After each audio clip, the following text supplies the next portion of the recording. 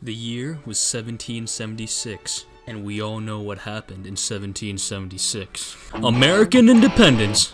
But you know what other country challenged the government? The French. On July 14th, 1789, the French Revolution started. Now the revolutionaries really didn't like King Louis XVI. Some people, like this snazzy looking gentleman here, Edmund Burke, says the French, unlike the Americans, were attacking the very fabric of their society with complete disregard for their roots and ancestry. And that's pretty rough. Now you know what we do with bad kings? We execute them. So here in 1793, we see a guillotine about to execute King Louis XVI.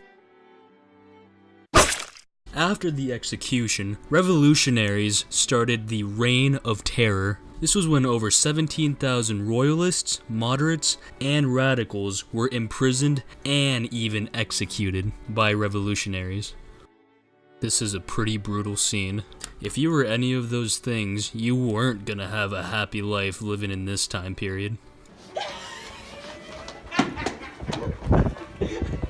Now the British didn't have a very good reaction to this. As you can see here, the Britons, who first sympathized with the French Revolution, were shocked at the events of the Reign of Terror. They were also shocked by France's new citizen army, which had the power to expel Austrian and Prussian raiders. Now guess what else happened in 1793? France declared war on Britain. Now in 1799, this little dude named Napoleon Bonaparte declared himself as the Emperor of France. Now Napoleon couldn't beat Britain. Napoleon's army was defeated by Britain at the Battle of Trafalgar in 1805. As you can see here, Britain has the superior strength in the ocean when compared to France. But Napoleon's army really pummeled Britain's European allies. Napoleon and his army would go on to conquer Egypt, Belgium, Holland, Austria, Poland, Spain, and much of Italy and Germany. But he made one mistake that caused his downfall.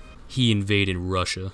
Eventually, in 1814, Napoleon was forced to lose his crown. There was a point in 1815 where he tried to come back, but that ended pretty badly for poor old Napoleon. Poor guy. Over in the great land of Britain during this time, George III went insane.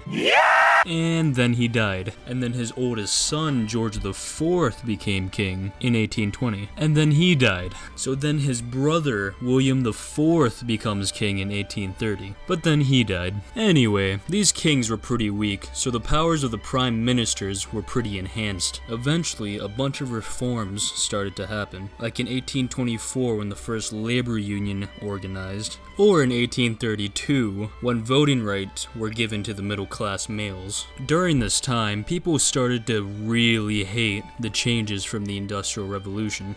They started to appreciate the simplicity of the past, and appreciated nature more. And this was the beginning of Romanticism.